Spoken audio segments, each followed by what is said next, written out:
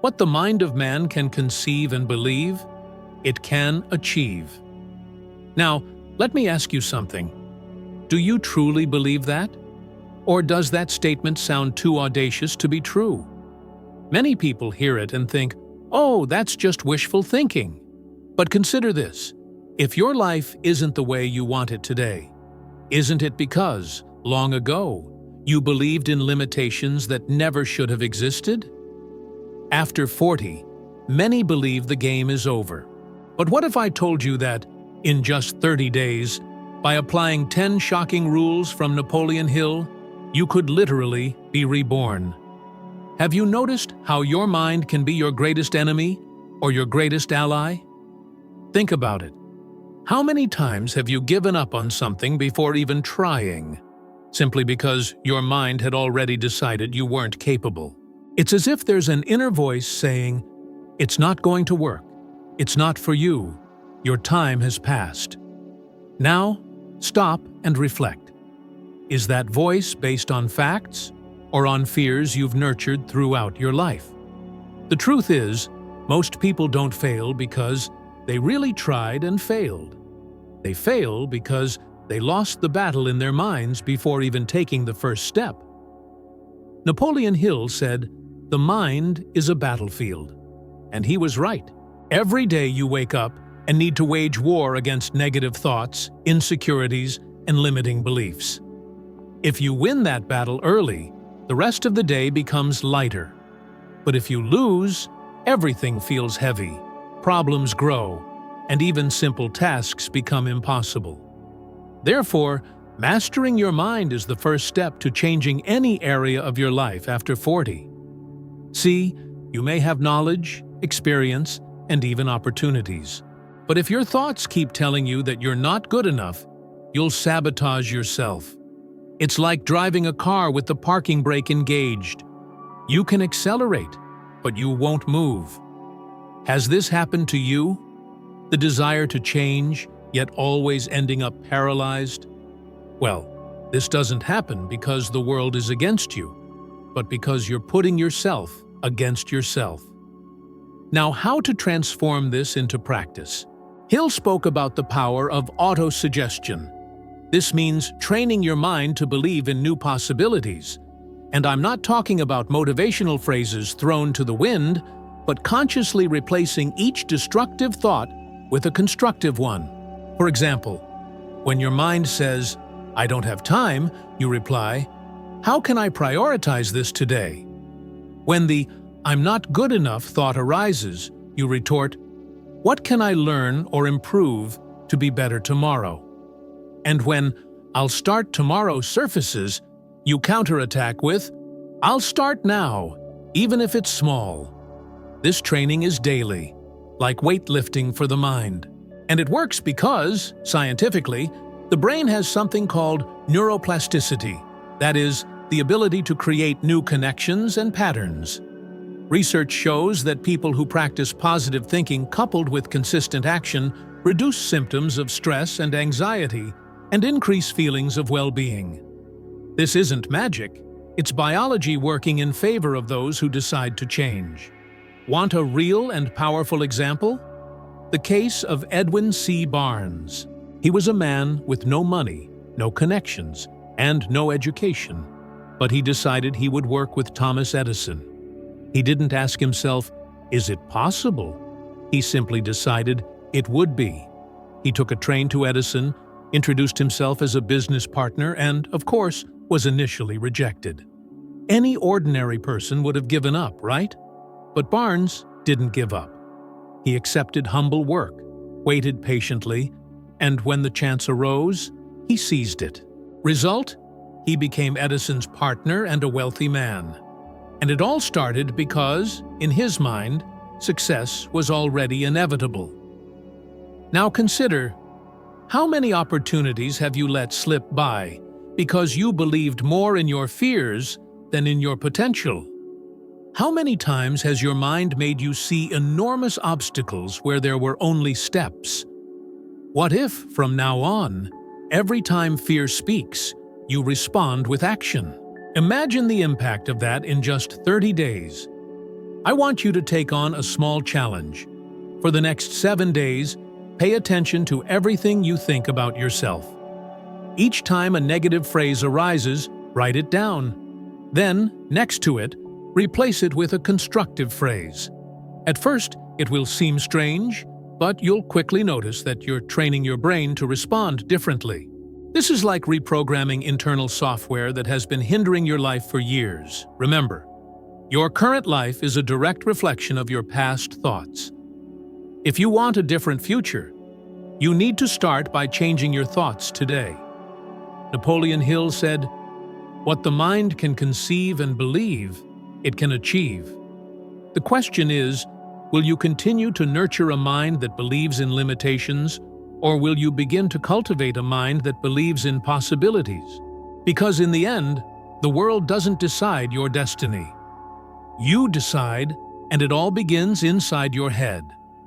How many times have you promised yourself that you would start something important on Monday? It may have been a diet, exercise, studies, or even a new professional project. And how many of those promises actually lasted more than a few days? The problem isn't with you, but with relying too much on motivation. Motivation is like a match. It ignites strongly, shines brightly, but in seconds it goes out. What sustains someone in the long run is not motivation, it's discipline. Napoleon Hill always emphasized that discipline is the bridge between intention and realization. Think about it. We all have good intentions. We all want to improve our lives. But how many actually cross that bridge? Most stop halfway because they're waiting to feel like it. But desire is unstable. Those who rely on it inevitably give up. Now, reflect with me. How many opportunities have you missed because you were too tired to act? How many dreams have you postponed because you were waiting to be in the right mood? What if you had simply decided to act, regardless of how you were feeling? The difference between those who dream and those who achieve lies in this detail. Achievers don't ask, "Do I feel like it?" They affirm, "This is what I do, every day." No negotiation. Think of something simple like waking up early. For some, getting out of bed can seem like torture. But when you make it part of your identity, it's no longer an option. It's like brushing your teeth. You don't argue with yourself about whether or not you'll do it. You simply do it. Discipline works exactly like that. Small daily choices, repeated until they become automatic. And there's a secret to building discipline without suffering. Start small. Do something simple, but consistent. Make your bed every day. Read just 10 pages of a book. Walk for 15 minutes. It seems little, but it's exactly this little that creates the habit. Just as muscles grow with resistance, discipline grows with small acts of consistency. Over time, you increase the weight, raise the level, and realize you're already doing things that once seemed impossible. Science confirms this. Research in behavioral psychology shows that discipline works like a muscle. The more you train it, the stronger it gets. People who develop firm routines show greater stress resistance, greater mental clarity, and even a greater chance of achieving long-term financial goals. In other words, it's not just about willpower. It's about creating a mental structure that makes action inevitable. And if you think discipline is something cold, almost robotic, I'll give you an example that proves otherwise. Thomas Edison, inventor of so many things that changed the world, said that his success came from 1% inspiration and 99% perspiration. He didn't depend on being inspired every day. He depended on being disciplined every day. While many gave up at the first failure, Edison tested thousands of times until he managed to create the light bulb. Imagine if he had waited for motivation to persist. Would you have electric light today? Now bring this to your life. After 40, many people believe they no longer have the energy to start over. But it's not about energy, it's about consistency. It's about making commitments that are non-negotiable. If you decide that you will dedicate 30 minutes a day to learning something new, it doesn't matter if you're tired. It doesn't matter if the day was bad.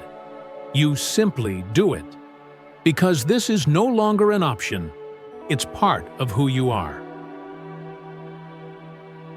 I want to propose a simple but powerful challenge. For the next 30 days, choose a daily act of discipline that is small but non-negotiable. It could be writing for 10 minutes, walking every day, or turning off your phone an hour before bed. The important thing is not the size of the action, but the constancy. If you can maintain this for 30 days, you will realize that something within you changes. You will begin to trust yourself more because you will be proving every day that you keep your promises. And perhaps this is the greatest reward of discipline. It builds inner confidence. When you know you can count on yourself, there is no goal too big, no dream too distant. Because you don't need motivation to start, you just need the certainty that, come rain or shine, tired or energized, you will move forward. And that's exactly where the transformation begins. When was the last time you set a goal that really made your heart race, that gave you butterflies just thinking about it? Most people, especially after 40, set goals so small that they don't require real effort. And do you know what the problem with that is? Small goals don't ignite passion, they don't generate energy, and therefore they almost always fall by the wayside. Napoleon Hill said that timid goals kill big dreams, because when you protect yourself too much from failure, you end up protecting yourself from success as well. Think with me. How many times have you said to yourself something like, "I'll try to save a little," or "I'll lose a couple of pounds"? These goals don't move you. They don't push you out of your comfort zone. Now imagine if your goal were, "In 6 months, I will pay off all my debts," or "In 1 year, I will double my income." Do you see the difference? A small goal doesn't change your life, but a bold goal forces you to transform yourself to achieve it. And don't be fooled, playing small doesn't protect you from failure. People who set modest goals also fail, because any obstacle becomes an excuse to give up. But people who aim high understand that setbacks are part of the process. It is precisely because the goal is big that they keep trying, because they know it's worthwhile. The question isn't whether you'll fail, the question is what you'll do when you fail. And Hill always emphasized that each failure is a datum, a lesson, a new route to approach the final destination. A powerful example is the story of Edwin C. Barnes. He didn't dream of being just an employee of Thomas Edison. His goal was to work alongside him as a business partner. Imagine the audacity. A man with no money, no connections, no education, saying he wanted to be a partner of one of history's greatest inventors. Most would have thought, "Who am I to dream of this?" But Barnes didn't ask if it was possible. He decided it was inevitable. He didn't settle for being near greatness. He wanted to be part of it. And it was this bold vision that led him to endure years of humble work until the right opportunity arose. When it arrived, he was ready. Now, I ask you, how many times have you reduced the size of your dream to fit within your current reality? What if, instead, you increased the size of your goal so that your reality would be forced to change? It's uncomfortable, of course. It's in discomfort that we truly grow. Science backs this up. Behavioral psychology research shows that people who set specific, challenging goals are up to 90% more likely to achieve them than those with vague or easy goals. This is because a big, clear goal fosters focus, persistence, and a sense of purpose. It's no coincidence that exceptionally successful companies, athletes, and artists consistently work towards objectives that seem insurmountable at first glance. And here's the crucial point. Dreaming isn't enough. You must transform dreams into plans. Write your goals down, break them into manageable steps, and set deadlines. For example, if your goal is to double your income in a year, what concrete steps will you take? Improving skills, seeking additional income streams, investing in specific opportunities? When you put it on paper, the seemingly impossible starts to take shape. The most interesting aspect is that committing to a bold goal changes your self-perception, leading to a profound shift in identity. If you see yourself as capable of great things, your choices, habits, and actions will reflect that vision. It's a domino effect. A thought generates an action, which creates a habit, which builds a new reality. Ultimately, chasing small objectives is choosing survival over true living. But when you set an ambitious goal, something within you awakens. You begin to see possibilities where you once only saw obstacles. As Napoleon Hill said, true failure isn't in making mistakes. It's in never daring to dream big. So, the question remains, will you continue to shield yourself behind small goals? Or will you finally give yourself the chance to pursue something truly transformative? How many times have you avoided something important because you worried about what others would think? Perhaps it was a project, a career change, a new relationship, or even a simple decision like starting a self-care routine. The truth is, most people are prisoners of public opinion, burdened by invisible chains dictating what they can and cannot do. The irony is, even when you try to please everyone, criticism will always find a way. Napoleon Hill wisely observed that constantly seeking approval is like handing over the keys to your life to others. Consider this. Will those who comment on your choices stand by you during challenging times? Will they shoulder the responsibility if things go wrong? Of course not. So why give their opinions so much weight? After 40, it's common to feel it's too late to take risks, that change invites judgment. Many think, what will my family think if I start over? Or, what will my friends think if I fail?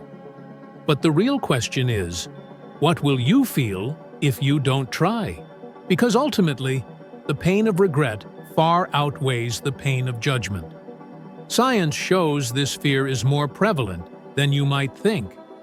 A psychological science study revealed that most people overestimate how much others notice them.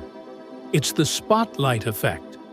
We believe everyone is watching, when in reality, everyone is so preoccupied with their own lives that they barely notice our mistakes. This means you might be sacrificing your life for an illusion. Napoleon Hill's life provides a poignant emotional illustration of this. When he began working on his books about success, many dismissed him. He faced severe financial hardship, was labeled a dreamer, even a fraud. At times, he lived in near poverty. Yet, he didn't let criticism define his worth. Had he yielded to negative opinions, he might never have written Think and Grow Rich, a book that has transformed millions of lives. There's immense freedom in releasing the need for external validation. When you start listening to your own voice more than the judgments around you, a new energy ignites within. You cease being a hostage to others' expectations and begin living by your values. Let's shift perspectives. Close your eyes and imagine yourself in 20 or 30 years. You're reflecting on your life. What will hurt more? Being criticized for attempting something bold, or realizing you didn't live as you wished because of fear of judgment? This image might be uncomfortable, but that discomfort is precisely what needs to awaken you now. Ultimately, the only voice that truly matters is your own. Those who genuinely love you will respect your choices, even if they don't understand. Those who criticize without foundation never truly belonged on your journey. So ask yourself, do you prefer to strive for universal acceptance? Or are you ready to be authentic and write your story without permission? Have you noticed that the toughest times in your life have also been the most transformative? Most see suffering as a sign of failure, a reason to stop. But Napoleon Hill asserted something quite different. Every adversity contains the seed of an equivalent benefit. Suffering isn't an enemy, but a teacher in disguise. Reflect. How many times has an unbearable challenge ultimately led to growth? Perhaps a job loss paved the way for a new career. Maybe a financial crisis taught you about money management. Or a heartbreak revealed who truly deserves to be by your side. The problem is, in the moment of pain, we only see darkness. Only later do we realize we were being shaped. After 40, many believe it's no longer worthwhile to face significant struggles. The temptation is to seek comfort, stability, predictability. But that's precisely where danger lies.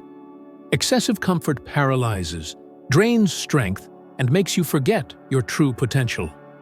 Suffering, however harsh, proves you're still growing, like gold refined in fire. A real and painful example from Napoleon Hill's life illustrates this perfectly. He lost his mother as a child. Imagine the impact on a young boy. He could have succumbed to grief, carrying that loss as an unbearable weight. But over time, this experience fostered exceptional resilience, an inner strength that later became the foundation of his teachings. He learned early that evolution requires navigating pain. Science supports this. Resilience studies show that those who face difficulties and choose to confront them develop stronger emotional skills, greater self-control, and clearer purpose than those shielded from hardship. Suffering, when faced head-on, strengthens. When you understand that suffering is part of the journey, it ceases to be a burden and becomes fuel. Every time life pushes you against the wall, you have two choices: retreat or reinvent yourself.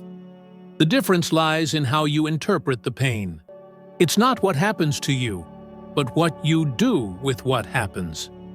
I want you to ask yourself, what's the greatest difficulty you've overcome? Reflect on how you emerged. You already possess proof of your strength. If you rose in the past, what makes you believe it'll be different now? Perhaps it's time to change your relationship with struggle. Instead of avoiding it, embrace it. Each battle won, no matter how small, builds a stronger you. In the end, looking back, you'll realize it wasn't the easy days that shaped you, but the dark nights you persevered through. True transformation begins within. Your age, current situation, or past failures are irrelevant. What defines your future is how you choose to think, act, and persist from this moment forward. This is the essence of Napoleon Hill's teachings, the foundation for rebirth in just 30 days. Since you've made it this far, I invite you to take another step on this journey. The next video on the screen will elevate your wisdom, helping you become at least 1% better than you are now. Thank you for joining me, and I'll see you in the next video.